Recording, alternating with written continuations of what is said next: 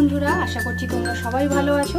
আজকে আমি তোমাদের জন্য ফুলকপি আলুর একটা খুব সিম্পল রেসিপি ফুলকপি আলুর দম তোমাদের জন্য নিয়ে এসেছি। দেখতে থাকো আমি এটা কেমন করে বানাই। প্রথমেই আমার এর জন্য লাগছে ফুলকপি। আমি ফুলকপিগুলোকে দেখো ছোট ছোট করে কেটে আমি এগুলোকে ভাপিয়ে নিয়েছি, গরম জলে একটু নুন দিয়ে আমি ভাপিয়ে নিয়েছি। এছাড়া লাগছে আমার ছোট ছোট করে কাটা আমি দুটো আলু কেটে নিয়েছি। এছাড়া আমার লাগছে টমেটো লাগছে দুটো টমেটো, আমি মিডিয়াম সাইজের দুটো টমেটো ছোট ছোট করে কেটে নিয়েছি। আদা, গ্রেটেড আদা নিয়েছি, কুচনো আদা, আর 4টে কাঁচা লঙ্কা আমি মাঝখান থেকে চিড়ে নিয়েছি। এছাড়া আমার ফোড়নে লাগছে দেখো জিরে এবং তেজপাতা, এটাই আমি ফোড়নে দেবো। আর গুঁড়ো মশলার মধ্যে আমার লাগছে জিরে গুঁড়ো, ধনে গুঁড়ো, লঙ্কা গুঁড়ো, আর নামানোর আগে 2 চামচ ঘি এবং গরম মশলা, এটা বাড়িতে তৈরি গরম মশলা। এছাড়া লাগছে তেল তো লাগবেই, আর নুন হলুদ। প্রথমেই আমাদের ফুলকপিগুলোকে ভেজে নিতে হবে। তার জন্য আমি কড়াই প্রথমে তেল দেব।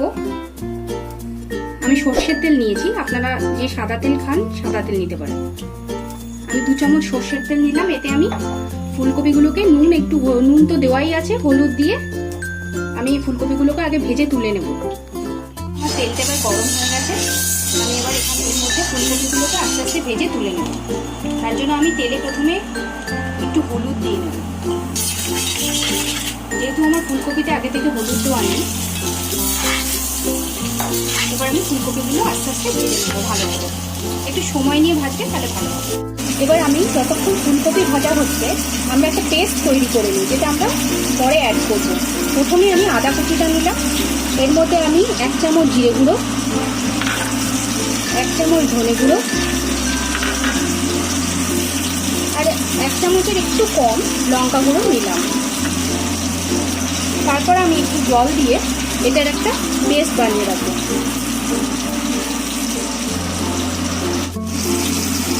দেখুন সমস্ত গুঁড়ো মশলাগুলো দিয়ে আমি একটা পেস্ট বানিয়ে নিয়েছি। এবার এটাকে 5-10 মিনিট ঢেকে এইভাবে রেখে দেবো। দেখুন ফুলকপিগুলো এবার আমার ভাজা হয়ে গেছে। এবার আমি আস্তে আস্তে এগুলোকে তুলে নেব। এবার আমি ফুলকপি আমার ভাজা হয়ে গেছে, আমি এবার কড়াতে আরেকটু তেল দিলাম। তেল দেওয়ার পর তেলটা একটু গরম হলে আমি একটা ফোড়ন অ্যাড করব। এবার তেলটা আমার গরম হয়ে গেছে, এর মধ্যে আমি প্রথমে গোটা জিরে এবং তেজপাতা ফোড়নে দিলাম। ফোড়নটা একটু ফুটে উঠলে আমি এতে আলু অ্যাড করব। আলুটা আমি আগে ভেজে রাখিনি, আমি এখনই একসাথে দেব।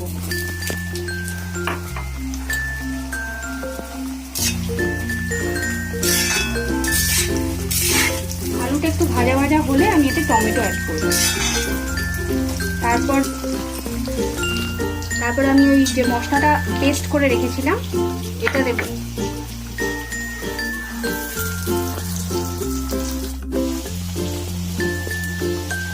আলুতে আমি একটু হলুদ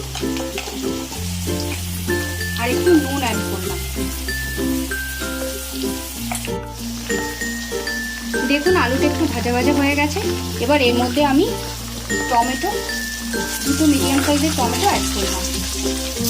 এটা একটু সফট হয়ে যাওয়ার পর আমি যে পেস্টটা বানিয়ে রেখেছিলাম সেই পেস্টটা এবার অ্যাড করব।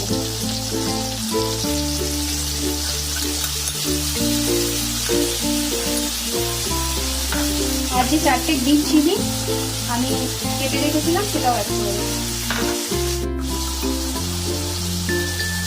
টেস্ট অনুযায়ী নুনটা ব্যবহার করবেন, আর একটু হলুদ। কেউ যদি চিনি খান তরকারিতে তাহলে একটু চিনি দিতে পারেন। দেখুন আলুর সাথে মশলাগুলো বেশ অনেকখানি কষা হয়ে গেছে। এই সময় আমি ফুলকপিগুলো এর মধ্যে দিয়ে দেবো, তারপর একসাথে ভালো করে কষবো। এই রেসিপিটা খুব তাড়াতাড়ি হয়ে যায়, একটি নিরামিষ দম রেসিপি। এটা আপনি অন্য সময় তো বানাতে পারবেনই, বাড়িতে পুজো থাকে, যেমন এখন লক্ষ্মী পুজো আছে, তো সেই সময়ও আপনি খিচুড়ির সাথে এই রেসিপিটা বানাতে পারবেন। খুব চটজলদি হয়েও যায় আর খেতে খুব সুস্বাদু হয়। দেখুন আমার আলু আর ফুলকপিটা বেশ ভালোই কষে গেছে। এবার আমি আগে থেকে গরম জলটা করে রেখেছিলাম সেটা আমি অ্যাড করে দেবো।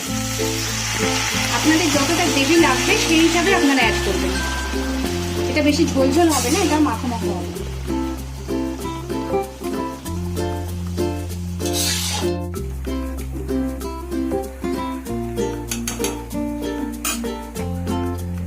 দেখুন জলটা গরম হয়ে ফুটতে শুরু করেছে।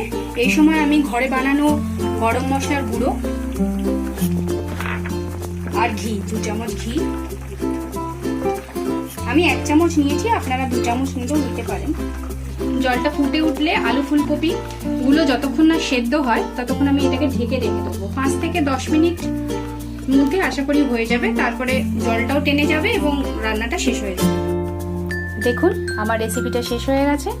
যদি রেসিপিটা ভালো লেগে থাকে তাহলে চ্যানেলটাকে অবশ্যই সাবস্ক্রাইব করবেন, লাইক করবেন। ধন্যবাদ।